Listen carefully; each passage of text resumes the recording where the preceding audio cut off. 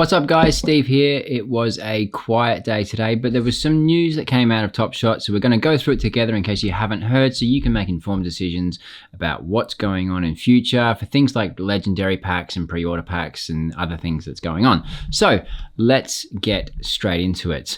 So out of the office hours in the Discord, in NBA Top Shot Discord, Jacob and Usman were in there and talking and doing questions, and they do record it, but I'm going to summarize it for you here so you can get it faster.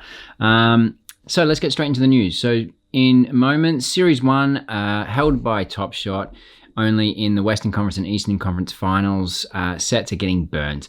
Others will be released in the ecosystem, but apparently in a careful and cautious way. So I'm guessing that maybe they'll sporadic it out so it's not a huge dump onto the marketplace all at once. Expect an announcement on what will happen with those Series 1 moments by the end of the month, if not sooner. Confident the community will be intrigued by it. It will include an added component to Top Shot they are introducing. Added component in Top Shot. Not sure what that is. Not looking to fuel speculation though, so please wait for the official announcement. Okay, well, that is fueling speculation by definition, but anyway, moving on. Can look at crossover art with artists, musicians in the future on moments, but not looking at now as it's more of a long-term prospect. Okay, so I'm guessing that's more... I guess that reminds me of Mike Connolly. His people reached out to Top Shot. He did a voiceover for one of the moments and narrated some of it. I'm guessing maybe it's a little bit like that. Maybe they've had artists and musicians reach out to them and they've got ideas and they're happy to accept those ideas. I'm guessing here. I'm speculating now. But obviously they're focused on a lot more things, which is what we'll get to. Staking moments for rewards/perks. No word or plan on this at this moment. Don't anticipate it coming anytime soon, as not been discussed or looked at much. Pre-order packs. This is the meat. Pre-order packs. An email will be sent out today. At the time of recording, I haven't got one, with more information, but expect them by April 16th. Now, I'm recording this on the 8th, which is exactly a week and a day from now. So... I mean, last time I remember they dropped randomly. I was in Clubhouse and then all of a sudden everyone was like, oh, there's packs in my account. I kind of feel like the communication can be better on this sort of stuff. Like, I feel like we get everything from everywhere else other than Top Shot first. And I feel like they can have a real opportunity to have a communications team that give us the information just before it happens. And then it would look like they're actually on the ball rather than it sort of just happening and everyone speculating and jumping at the time. Plan for prices on packs is to maintain in the same ballpark, meaning commons $9 or $10 to $30, rare packs $100 to $350, and legendaries around $1,000. Ooh, I know we were hoping for about $499 for the legendaries. Maybe that was a bit optimistic. Not exact numbers, but an idea. So it looks like the legendaries are going to cost $1,000. So that I think is going to be out of a lot of people's price range. But if they sell some moments, it might be in their price range. Yeah, so who knows? I mean, we get in those legendary packs quite a few things. You get... So in legendary packs in past, we get 6 commons, 3 rares, and 1 legendary. And the cheapest legendary on the market is like $1,700. I think it was Drummond. And so that makes the $1,000 pack worth it. Plus you get all those rares and commons. So there's a fair bit of value in packs. And I've not ever known when packs aren't worth it. I hear people all the time say, oh, is this pack going to be worth it? Like we had that same question with the All-Stars one and everything else. I've never seen a pack not worth its contents, ever. So I'm not sure what it would take for this legendary pack not to be worth its contents. We're obviously not sure how many they're going to come out with and how many are going to be in the queue and all that sort of stuff and how many will qualify for said legendary requirements. There's a really good video from Top Shot talk about legendary requirements when Rohan was in the Discord. I'll try and pop a link to it in the description below. He summarized really well what the requirements are most likely to be, but it was a lot of things. So there might be a few criteria. So it might be a member that's, a collector that's has a certain amount of moments. It might be someone who has a few rewards. It might be someone who has completed a challenge. And my take was it sort of had more than one requirement that you could be eligible for that rare drop rather than all of the above, which is kind of a good way to go. I think there's a lot of creative ways they could do it. If the ranking system, like the rookie, the baller in your account was working, that would be one way to go, but it doesn't seem to be working. I know mine isn't. I'm not really allocated the points that I'm meant to get for like showcases and things like that. So that would have been a way to go, I imagine. I was kind of hoping they'd fix that in the maintenance today, but that didn't happen either. So anyway, plan on the prices hasn't changed. Looks like Legendary will be around about $1,000. No word on requirements for Legendary pack drop today, but can expect future rare / Legendary pack drops to continue to be favoring real collectors. And then I've said this before on this channel, I wish they would define real collector, because every platform I've been on, that has been debated, whether it be Facebook, Discord, whatever else, that no one knows what they define as a collector. People are arguing, I don't do challenges, but I'm a collector. Or I do challenges, but I don't collect. Or so, and there are people that flip. And my last video was on flipping it, but I still collect and flip. So I think they could really silence a lot of the noise by coming out, communicating and say, this is how we define a collector. In their eyes, it might be you don't sell, you just keep everything, which is not possible, because if I'm getting Plumlee, I'm selling him. I think they could define collector for us so we can all either go with it or go against it by choice rather than guessing, because that's what's killing us at the moment, guessing. Site updates, baller status, we spoke about this, will be used more in the future once the issues are ironed out. Now, they can start to look at it more now. The site stability has been worked on, but still needs work. The idea is that it can become part of the site and user experience on a wider scale. Okay, so I think that's what we were talking about. If that baller status and the rookie and all that sort of stuff, if it actually worked, they could use it to all of our advantages for different events, things, challenges, whatever. Next update on the site, you will see gifting changes expected in the next few days. So I know that hasn't happened quite yet. I had a quick look and gifting was still off, which is fine. It would be nice to sort of have if there was like an ethical way to do it, because I'd like to gift moments to viewers of this channel, but I also don't want to get flagged, my account flagged, but it'd be nice to be able to do nice stuff for people. Previously, there were a lot of good people having good gifts out into the community and sharing. I saw one person on Facebook saying, hey, I'm an Australian in this Australian group, I want to give a gift to someone who hasn't got a moment. And that person just gave a gift to someone who didn't have a moment. And that was at a time when you couldn't get a pack. That's a really cool thing to do. But at the moment, no one can do random acts of kindness on Top Shot. And I think that's something that's missing in our community at the moment. And it would be really nice to have back if there was a way that it could be done without the system being abused. Just my thoughts there. Another showcase competition soon.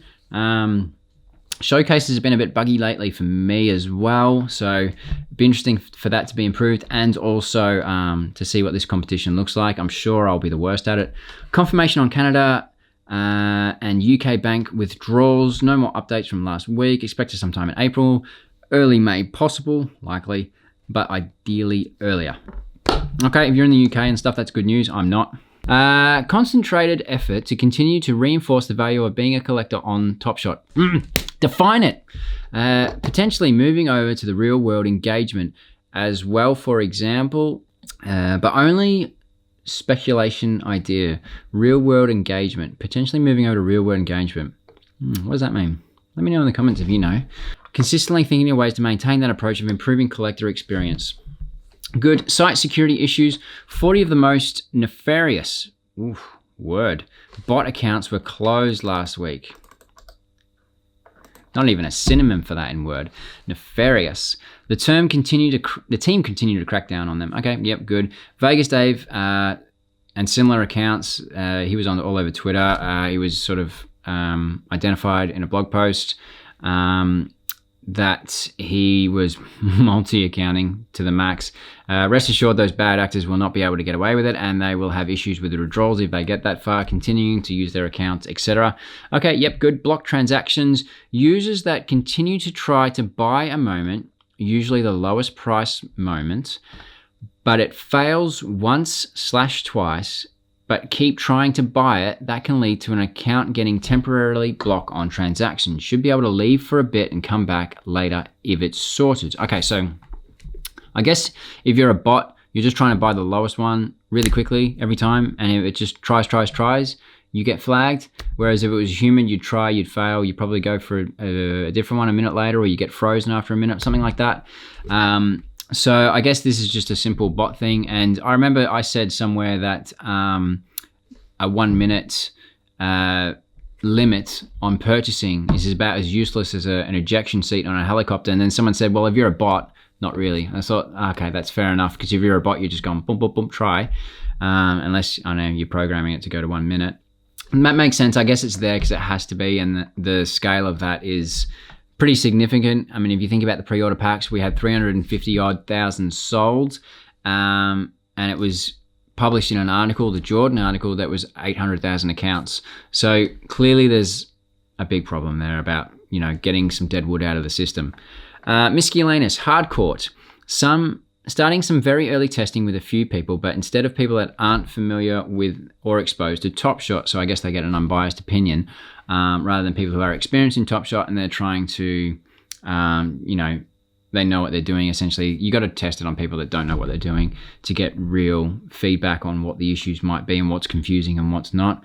So hardcourt is the arcade style game that they're making, where you use your moments to play. So it'll be interesting to see how that turns out. No plans to implement a serious roadmap due to how quickly plans change, probably because they threw their last plan out in February when it went just... But anyway, that's fair enough. The average response time for support tickets is a week or so, but some may take much longer. Okay, I guess that's better than what it was, but still, it's a long time if you're identifying issues or you're being charged overseas for failed transactions and you haven't been reimbursed. Work to get themselves in a position to handle a massive sign-up surge before turning the marketing engine on. I've spoken a little bit about this on this channel. There's been some rumors about when they might come out of beta. I think the best case scenario or earliest is the playoffs, essentially. And I think, marketing's kind of doing its own organic thing at the moment. It's just sort of sitting there ready. I'm not sure. It's pretty easy for them, I imagine. You just get involved in the games and the players and the national TV telecasts and have some people at the games or something like that. So I think marketing for Top Shot would be super, super easy. But maybe I'm biased. But I think the earliest, like I said, would be the playoffs. It would make sense for them to have a natural surge then anyway, because playoffs, there's a heightened viewership on the focus of the intensity of those games, and then we all lead to a big conclusion of the finals.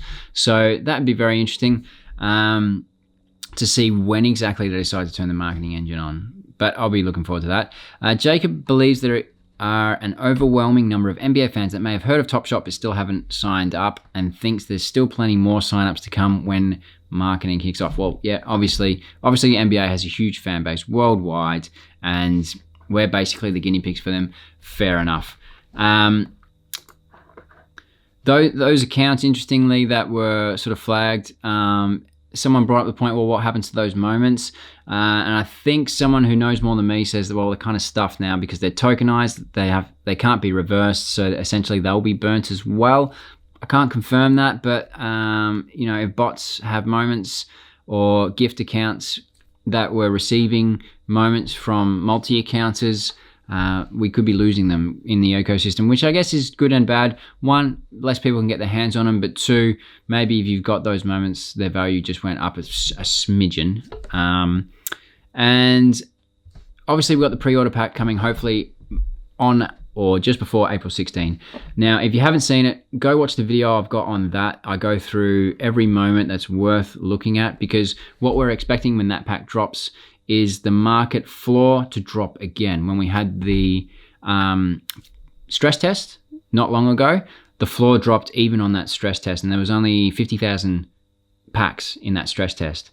And now we're talking about, so 50,000, there was 150,000 moments that hit the ecosystem. There is 1 million moments coming collectively in these pre-order pack drops. So we are going to see the floor drop. Some people think we might even see moments hit $1. And if they do, if you think about it, that's the lowest it can get. So, you know, Plumlee for $1. It's the first time he'll be a bargain.